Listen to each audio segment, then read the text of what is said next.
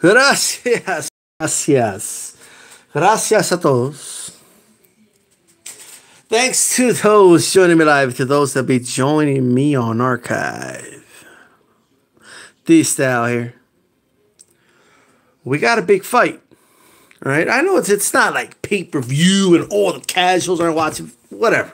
Right? It's a good fight. Right? Crawford versus Benavidez. Or Benavidez. Whatever. Right? It's a good scrap, man. Right? Look, everybody knows who I got. Like, everybody knows. How do you know? Because I've already told you. Right? Like, I've already predicted all of Crawford's fights, like, already. Like, I've already said that Crawford versus anybody at 147, I got Crawford winning, right? So like, that answers that question. But let me tell you this.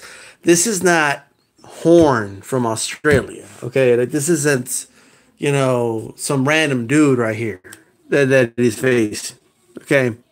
And if Crawford wasn't in this division, maybe you could even say Spence. Under normal circumstances, Benavidez would be the king of this division, right? If Benavidez was, like a, 168 pounder or something like that, things might be different. If he was a 130 pounder or something, things might be different. He's in a division that has one of the best fighters I've ever seen. You see, Benavidez he's a good fighter. Right? And even after Crawford beats him, he's still going to do a lot of good things. I honestly believe that. Right? And I think after Crawford beats Benavidez, what Benavidez does afterwards is just going to make his win look even better. Right? That I can tell you, that I can go on the record and say. This is not a fight to sleep on. This is not a fight to just say, hey, okay, it's a foregone conclusion, because it's not a foregone conclusion, all right? And when D-Style says it's not, okay? And I'm tired of being right all the time, and they got to come and tell you guys, see, I told you, and that gets tiring, all right? But I think my batting average is pretty good. But let me say, now, of course, I'm picking Crawford to win. I do believe Crawford is taking his fight serious. I think takes every fight serious, his preparation serious, as he should. And I think in the end, he should win this fight. I think. All right? But it's not a foregone conclusion. There are differences to this fight, all right, than there is to a Horn fight. Okay, the Horn fight, I was just mocking Horn. I was making fun of the fight. And I was saying that Crawford could beat him and with, any way he wants. And of course, I was right about all that. I wasn't wrong. This fight's a more serious fight. Okay? All right, this is not a dude that you could just walk through. It's not. All right? And I saw the weigh-in. Look, in this specific case, Benavidez and Crawford actually have a history in terms of, quote-unquote beefing.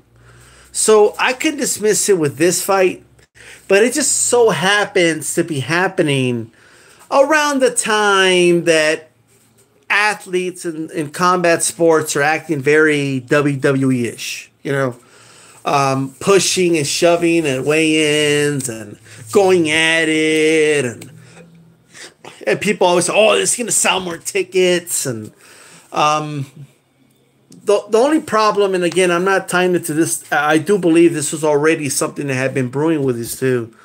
I can see why someone can look at the shove and the attempted punch and be like, oh, here we go. They're fixing it so they can sell more tickets for the fight. And for more people could tune in, and I could see that, and sadly, in some cases, it works. I don't think that's what happened here. However, what I will say is, people keep saying over and over, oh, this is what you have to do. You have to go out there and act like Conor McGregor and attack buses. Only he did that, but just talk shit at the weigh-in and have everybody break it up and. which is something that WWE has been doing for decades. But now it's becoming like a thing, and I'm seeing the trend here, and I'm also seeing people telling fighters to do it so they could sell. You know what I mean? And I think it's a little bit of a problem. You have all these people like, what you got to do is you got to start beefs and you got to start fights and you got to do this.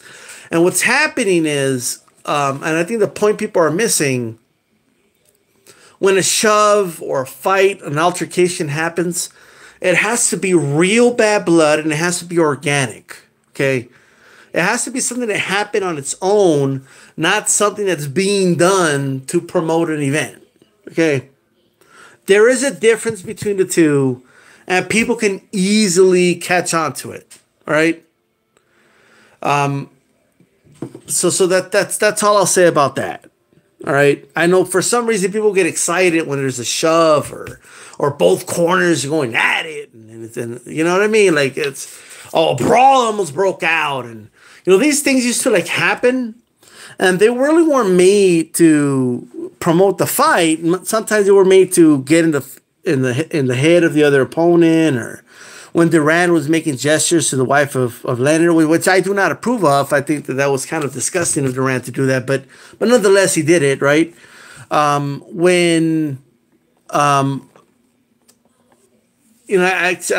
trying to think of different examples right off the top of my head. When Bernard Hopkins threw the Puerto Rican flag in the floor, and then half of Puerto Rico started running after him, and he escaped. Running for his life, that wasn't done for promotion. That's something that just happened, right? Now you could say, well, it was, but what? Nonetheless, 2018. This kind of, I saw it starting a couple years ago. This is the era where fans are telling fighters, "Hey, beef with one another, and don't respect one another. Just talk about each other and make it personal, and it's gonna sell the fight more." And which I just think it's weird. That's a very sports entertainment way of looking at things, and I hope people kind of wake up to that, because that's going to become very stale very quick. Right? If every fight has dudes beefing and getting personal and attacking each other and trash talking, that's going to get old, and it's going to get old quick. Not every fighter's a natural at it, okay? So it's going to look lame at times. And that's all I got to really say about that, okay? We don't want WWE stars. We want fighters, right? So training in the gym, becoming great fighters is just more important to me. And I believe more important for the sport than guys who have the gift of gab. And like Paulie Malignaggi had the gift of gab. Well, what did it do for him? All right. Well, what did all that gift of gab do for him in the Cotto fight? Didn't do shit. Okay. What did that gift of gab do for him in the Khan fight? Nothing. All right. There actually, there is people out there that want trash talkers to shut the fuck up. Okay. There's people that like those silent killers. Okay. There's people that like that. Right. They like that silent rooster because they know what it's going to do. All right. Sometimes the quiet ones are the deadliest ones, right? And I'm telling you, there's nothing more satisfying in many cases than a big mouth getting his mouth shut, right? All right. So at the end of the day, not everybody has to be a trash talker, and this whole just do the Conor McGregor playbook, and sometimes there is no playbook. It's just somebody capitalizes on something, the stars align perfectly for them, and that's it. You cannot duplicate it again. And you just get this culture of people trying to duplicate things, and it just never comes to pass, right? You got a bunch of fighters trying to duplicate what fucking Mayweather did, right? You can't. The stars aligned perfectly for him. Not only was he a great fighter, right, but he had a De La Hoya he could fight, he got his stock up, and then, it's everything's kind of came to pass. The rise of Pacquiao, there's a rivalry there, and that's the way it is. But anyway, well, that's it. That's all I have to say about that. You guys get excited about the weigh-in. Okay, whatever. I'll get excited about the actual fight. How about that? Why do you guys want this to scrap at a weigh-in? Like, they're going to fight in the ring. Like, it's It's like weird, you know. But anyway, now the Crawford missed the punch. Yes, of course he missed the punch. Okay, MBT over there, I saw him on one of 78 Sports TV's videos. He's like, I don't know, man. MBT said, I think he held it back just a little bit. Look, I don't know if he held it back or not. Nobody knows. I just know he threw the punch and he missed. All right? Benavidez is a whole different beast, man.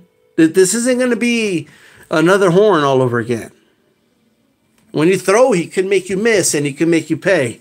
That's why Crawford has to use a jab in this fight. All right? He's got to set up those punches. He's not just going to be able to just throw it and land. Okay? And he can't fight with emotion. Right? When he got shoved, he threw that punch with emotion. He didn't throw that punch. It wasn't a calculated punch. Right? He threw it out of emotion. That's why he missed. So that's why he has to not fight emotional in the ring, which that's what Crawford's the best at. So once that bell rings, you know, I think he'll be all right. Okay, but MBT, he missed the punch, bro. All right, but it's okay. He missed the punch. He'll win the fight. It's all good. I'll read the comments once I post this. By the way, this is D-Style, and I'm out.